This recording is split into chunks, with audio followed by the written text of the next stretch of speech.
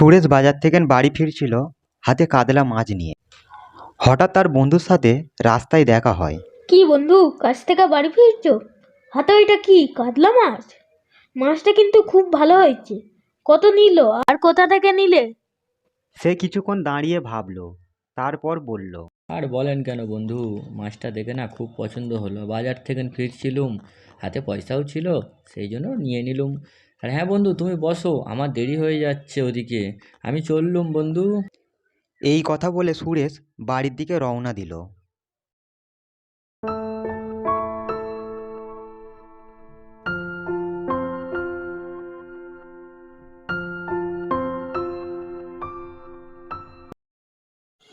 এই গাছের ডালে আমি একা, সামনের রাস্তা পুরো ফাঁকা, লোকজন কোথাও যায় না দেখা, কি করব বসে একা একা।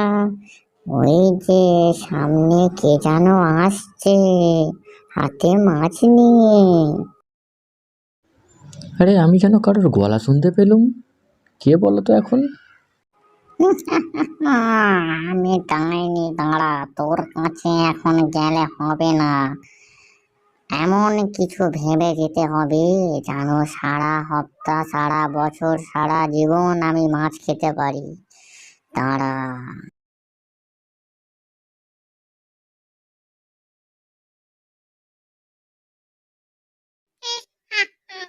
এবারে কেমন লাগছে বল, আমি দেখছি। দাঁড়া, তোর কাছে যাব আর ভালো মন্দ করে তোর বাড়িতে বসে আমি খাবো। দাঁড়া।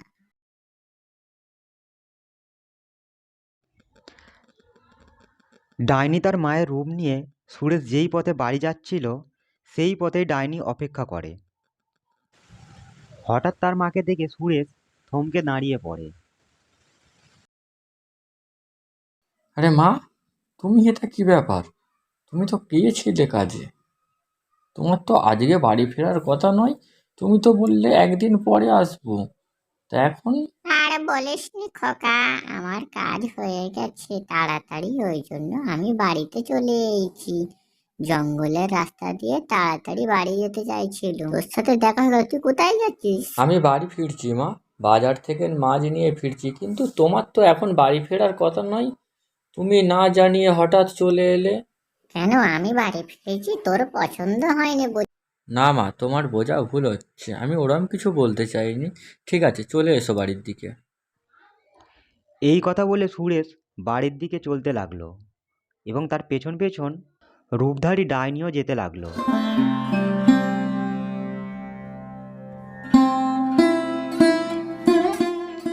সুরেশ বাড়ি ফেরার পর গিন্নি, ও গিন্নি, আসো বাইরে এসো, বাজার থেকে কি সুন্দর মাছ এনেছি দেখো। আর আজকে মাও বাড়ি ফিরেছে। একটা কাজ করো, তুমি এই মাছটা খেয়ে ভেজে ফেলো। দুপুরবেলা মাছ এনেছো? ওই দাও, দেখছি রান্না করতে হবে আবার। এই নাও।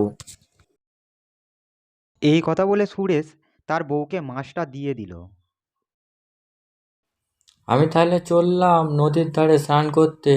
তুমি একটা কাজ করো, তাড়াতাড়ি রান্না বান্না করে নাও, আমি এসেই খেতে বসবো। ভর দুপুরবেলা মাছ এনেছে, আবার রান্না করতে হবে, আমার হয়েছে যত জ্বালা। মা চলো ভিতরে চলো।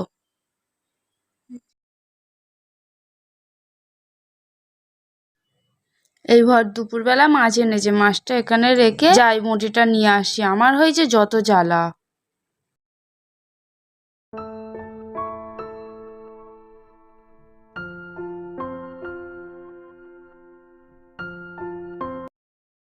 যাই, তাড়াতাড়ি স্নান করে বাড়িতে চলে যাই। বউ ওদিকে রান্না করে বসে আছে আমার।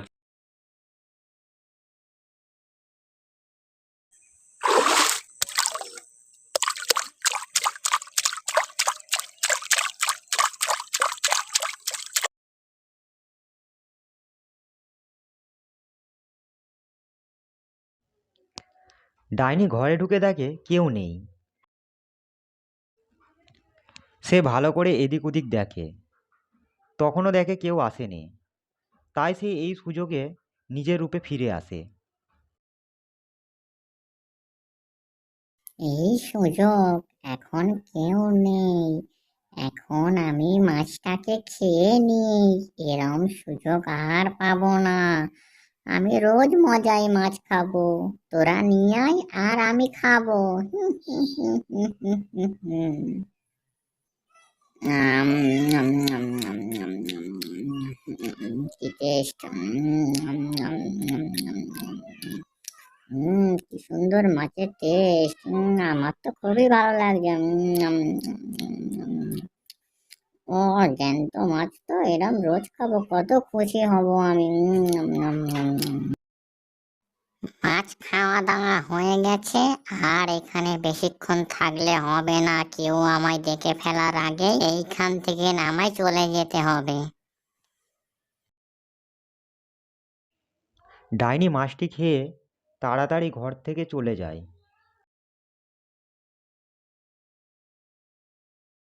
হঠাৎ বৌমা ঘরে ঢুকে দেখে মাছটি নেই।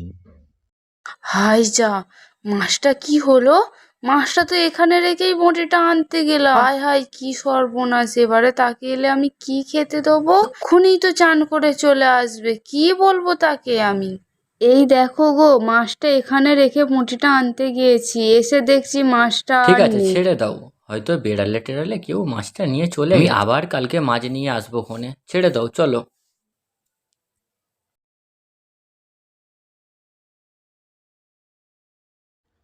পরের দিন সকালবেলা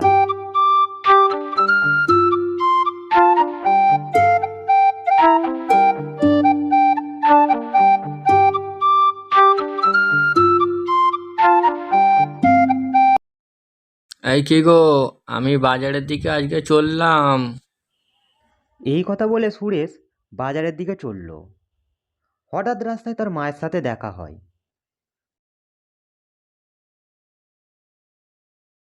আরে মা, তুমি তো বাড়িতে ছিলে, এত সবর সবর এই রাস্তায় কি করছো? আরে খোকা, আমি তো তোদেরকে বলেই দিলুম আমার যেতে দেরি হবে। কালকে তোর মামা আসতে দেয়নি, সেই জন্য আসতে পারিনি। আজকে সবর সবর চলে এসেছি। হ্যাঁ গো মা, তুমি যদি এইখানে থাকো তাহলে আমাদের বাড়িতে যে কাল থেকে না আছে সেটা কি? মা, তুমি শিগগিরই বাড়ি চলো, মনে হয় বাড়িতে খারাপ কিছু হবে। তুমি তাড়াতাড়ি আমার সাথে বাড়ি চলো মা। তুই খোকা বাড়ি যা, আমি বুঝতে পেরেছি ওটা কে। আমি ঠিক সময় চলে যাব। যা, তুই বাড়ি চলে যা, বৌমাকে দেখাশোনা কর। হ্যাঁ মা, তুমি আসো, আমি চলি তাহলে বাড়ির দিকে।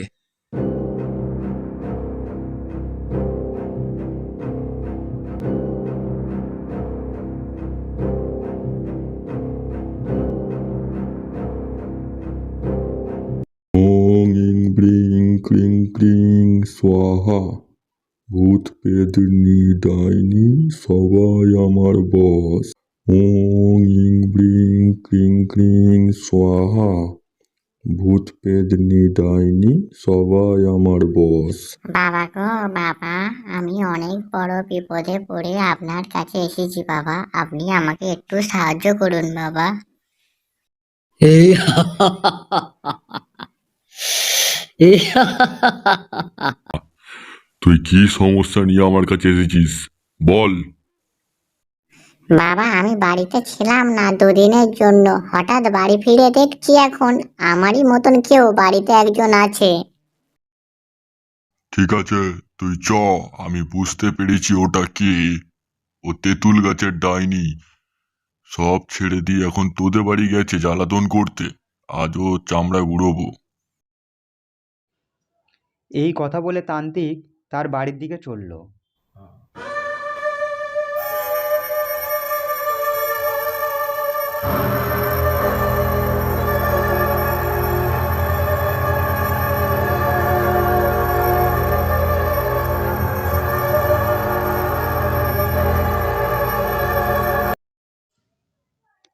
এইদিকে ডাইনি ঘরে বসে কিছু বুঝতে পারে।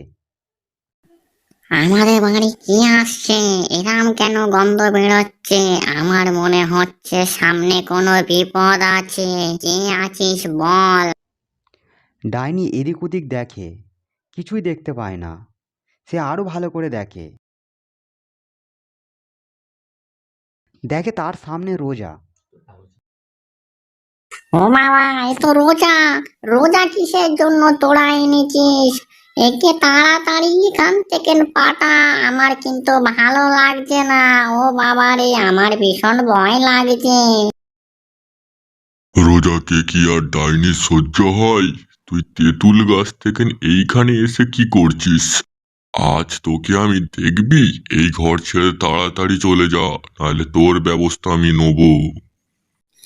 ওই খোকা, তুই বিশ্বাস কর, আমি তোর মা বলছি। খোকা, তুই এদিকে আয়। তোকে ভালো করে বললুম, তবু তুই শুনবি নি। দেখবি তোর অবস্থা আমি কি করব। ওং ব্রিং শ্রিং সোয়াহা।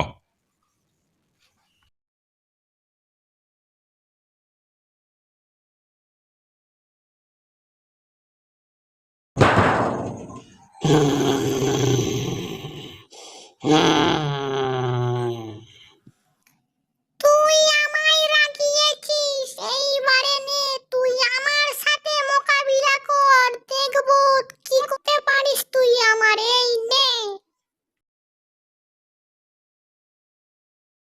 সোয়াহা।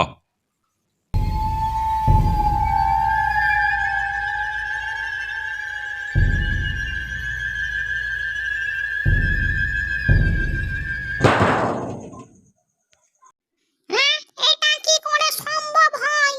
ঠিক আছে, তুই আবার একবার নে। এই নে।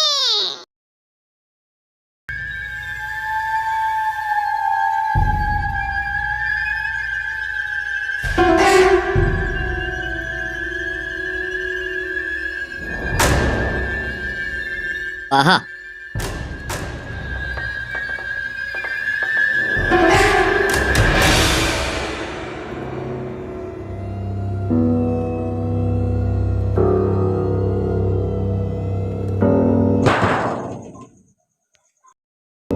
হুড়ুম ফুড়ুম ভুস।